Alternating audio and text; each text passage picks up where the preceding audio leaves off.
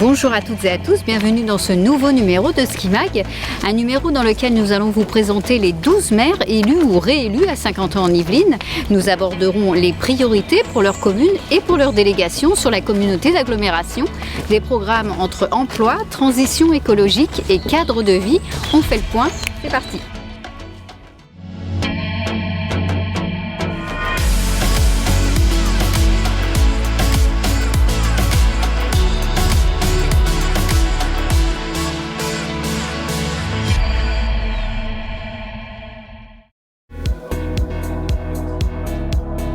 Cinq communes ont accueilli un nouveau maire lors des dernières élections municipales.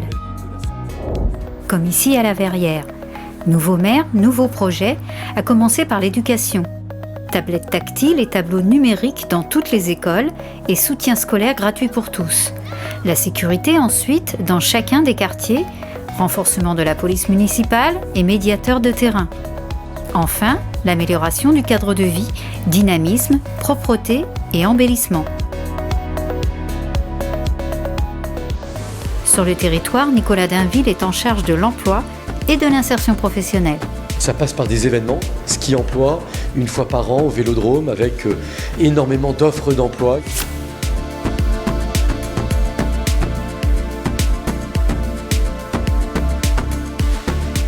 On va essayer d'améliorer vraiment l'alternance en donnant un petit coup de main aux entreprises qui recruteront un alternant. Et puis il y a quelque chose qui me tient beaucoup à cœur, c'est le mentorat. Pour qu'un jeune Saint-Quentinois puisse être coaché par un salarié Saint-Quentinois pour ouvrir le réseau, pour transmettre son savoir-faire dans la rédaction de CV notamment. Nouveau maire également à Trappes en la personne d'Ali Rabet. Là encore, priorité à l'éducation avec l'instauration de la semaine des 4 jours, des activités ludo-éducatives facultatives et gratuites le mercredi matin, soutien scolaire gratuit pour tous, baisse des tarifs de cantine et d'activités extrascolaires. Deuxième point, la sécurité. Plus de patrouilles de police, doublement des effectifs de la police municipale et déploiement d'équipes de médiation et de prévention. Enfin, le cadre de vie, plus de propreté avec l'implication des habitants, des bailleurs et la création d'une brigade environnement. Côté territoire, Ali Rabet est en charge de l'économie sociale et solidaire. Nous avons à Saint-Quentin en Yvelines de très nombreuses structures de l'économie sociale et solidaire.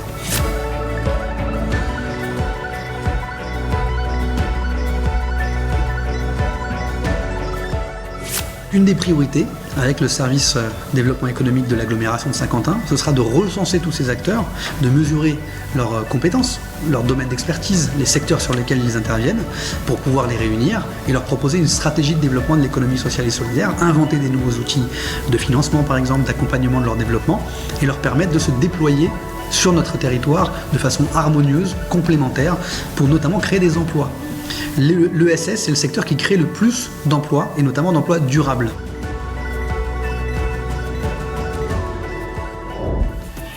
Au Clé-sous-Bois, Philippe Guiguen, ancien adjoint, est désormais à la tête de la commune.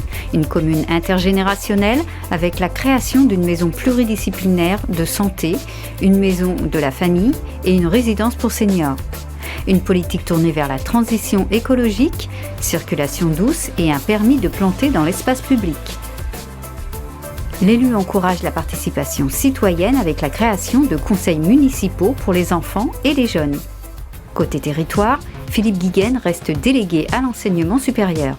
Il y a déjà un projet que nous avions engagé lors du précédent mandat, un projet de longue haleine qui est une extension de l'université de Saint-Quentin avec notamment tout un pôle au niveau de la médecine.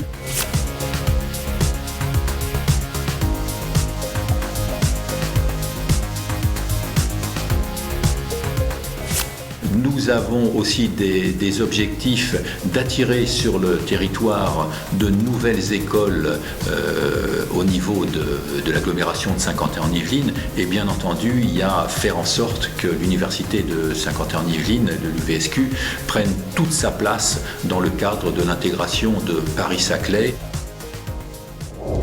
Direction Villepreux, avec un nouveau maire engagé vers la transition écologique et le cadre de vie. mais aussi vers la participation citoyenne et la démocratie locale avec la création d'un conseil de la vie locale avec divers comités pour les aînés, pour la jeunesse, pour les associations et un accompagnement renforcé des acteurs économiques et sociaux. Côté délégation territoriale, Jean-Baptiste Amonique œuvrera au transport et aux mobilités durables. Aujourd'hui, il y a plusieurs projets qui seront portés par l'agglomération de Saint-Quentin et notamment des projets qui étaient déjà dans les tuyaux et des nouveaux projets.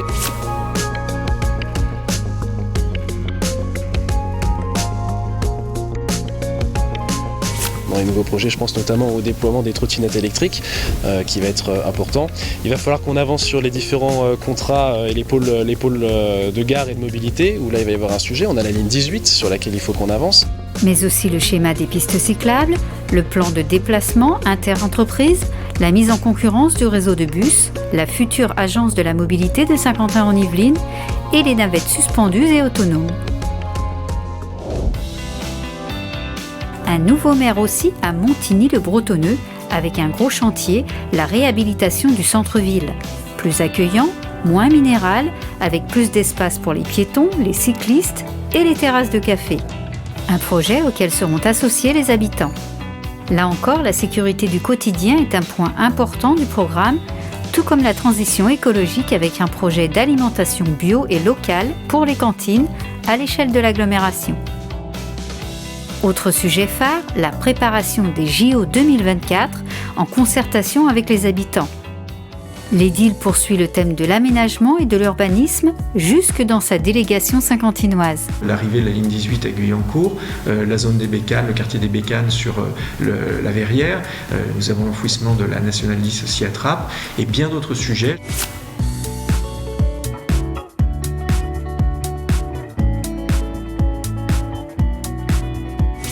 Je pense qu'il y a plusieurs projets très forts sur les 12 communes de Saint-Quentin-en-Yvelines et bien sûr j'aurai à cœur de tous les accompagner à l'écoute, en étant à l'écoute bien sûr des maires de chacune des communes.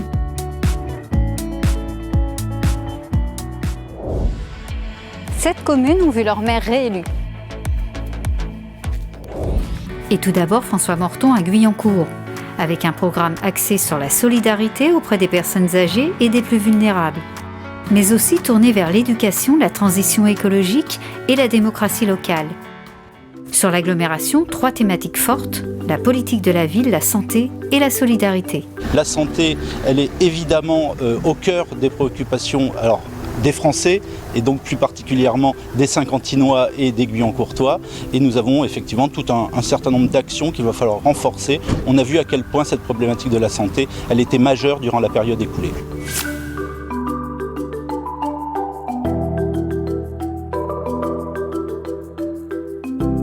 Comment un habitant de Saint-Quentin-en-Yvelines peut facilement trouver un médecin, par exemple, tout simplement, qu'il soit généraliste, qu'il soit spécialiste. Et on sait que sur certains secteurs, y compris de la ville nouvelle, ça peut être un vrai problème. François Morton souhaite stabiliser l'offre médicale et développer les meilleures conditions d'accueil des médecins sur le territoire.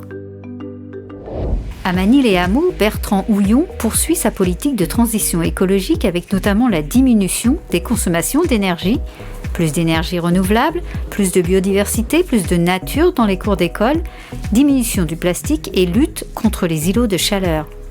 Côté transport, plus de vélos et d'autopartage.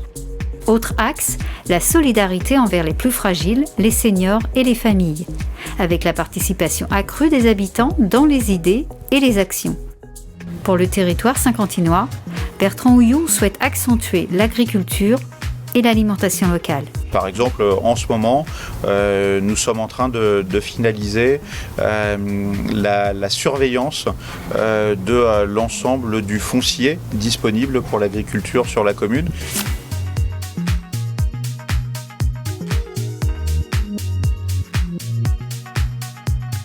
C'est un élément important pour pouvoir nous assurer la pérennité d'une présence agricole sur l'agglomération. Autre enjeu, la diversification de l'offre agricole. On a aujourd'hui beaucoup de céréales sur l'agglomération, sur les terrains de l'agglomération.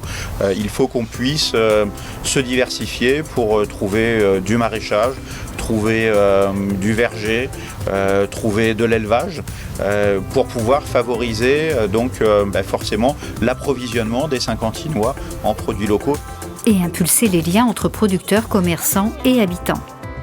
Côté espace vert, l'élu souhaite que la nature, riche sur le territoire, puisse vivre en ville et être ainsi protectrice face au réchauffement climatique. Environnement toujours, avec la maire de Plaisir, Joséphine Coleman-Berger, souhaite conserver et développer les 54% d'espaces verts de la commune. Sport libre en plein air au parc des 4 saisons, un parc pour les familles près de la Mare aux Saules, plus de nature au quartier du Valibou. Le déménagement de l'hôpital Charcot devrait aussi libérer 20 hectares qui seront aménagés entre espaces verts et urbanisme très modéré. Dans la ville, 24 km de pistes cyclables devraient voir le jour. Sur l'agglomération, l'élu aura la responsabilité de l'environnement. On a d'énormes pépites sur Saint-Quentin-en-Yvelines.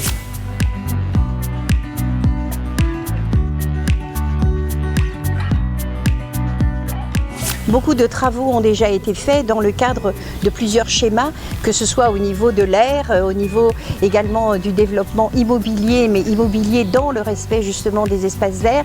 Et puis nous avons toute une série de projets déjà en cours sur des schémas, puisque mes prédécesseurs avaient déjà bien enclenché la machine. Un effort de pédagogie sera dispensé auprès des populations afin de rassembler les Saint-Quentinois sur chacun des projets.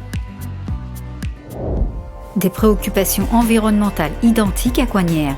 Ici, Didier Fischer souhaite racheter des terres afin d'y installer des maraîchers pour favoriser les circuits courts.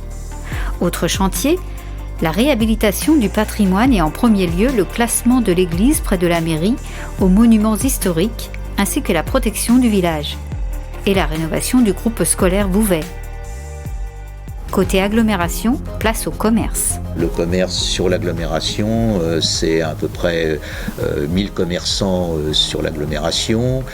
C'est un chiffre d'affaires qui est très important, 2 milliards 200 millions d'euros à peu près. On a 193 ou 194 de grandes surfaces.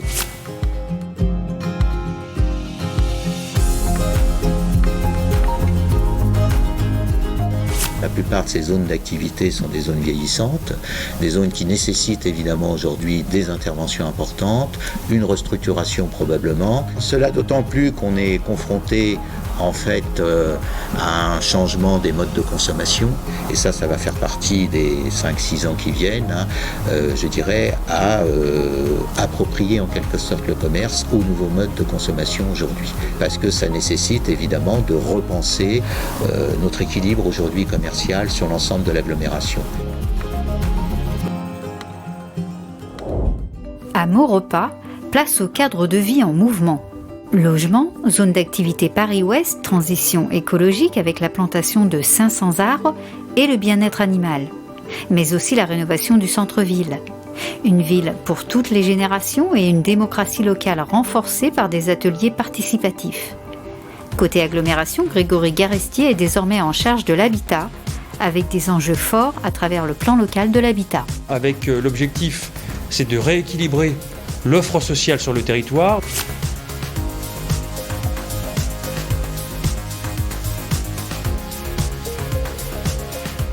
L'agglomération de Saint-Quentin-en-Yvelines compte à peu près 34% de logements sociaux, que 4 villes sur l'agglomération ne remplissent pas leurs obligations. Malgré tout, d'autres collectivités ont beaucoup de logements sociaux également. Donc l'idée, c'est de rééquilibrer pour avoir justement, permettre à nos habitants de trouver une offre de logement adaptée. Logements sociaux, logements intermédiaires, accession à la propriété, résidence, services seniors, logements étudiants ou pour jeunes actifs, mais aussi la rénovation urbaine pour les quartiers politiques de la ville. À Voisins-le-Bretonneux, Alexandra Rossetti entame son 2e mandat avec plusieurs chantiers. L'écoquartier de la ZAC de la Remise, la création d'une vraie salle des fêtes et d'un cimetière, ainsi que la mise en place d'une navette à la disposition des aînés pour leurs déplacements. Sur l'agglomération, l'édile truque sa délégation de l'aménagement du territoire pour celle du développement économique. Nous avons voté un plan de relance au mois de juin de 2 millions d'euros pour aider justement les entreprises et en particulier les TPE, PME qui seraient en difficulté.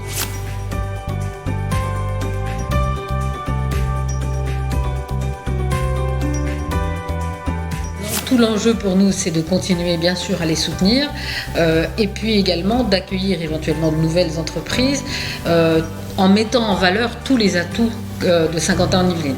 Tout en s'adaptant aux nouveaux besoins des professionnels. Les espaces de travail, faire plus de coworking, plus d'espaces de coworking peut-être. Voilà, il faut que Saint-Quentin s'adapte à ce nouvel environnement, à ce qui a émergé pendant cette crise. À Elancourt, de grands projets se dessinent. Le réaménagement du pont de la Ville-Dieu, l'aménagement de la piscine, de la colline d'Elancourt en vue des JO 2024 pour l'épreuve de VTT, et enfin le développement d'un projet de loisirs en lien avec l'île de loisirs. Côté sécurité, la création du commissariat du futur, un projet qui résonnera sur l'ensemble du territoire. Jean-Michel Fourgousse est également à la tête de l'agglomération. Le président anticipe dès maintenant les retombées de la crise sanitaire. Il y a une bonne synergie. Les 12 communes, on l'a vu, ils ont très bien agi pendant la crise, ensemble.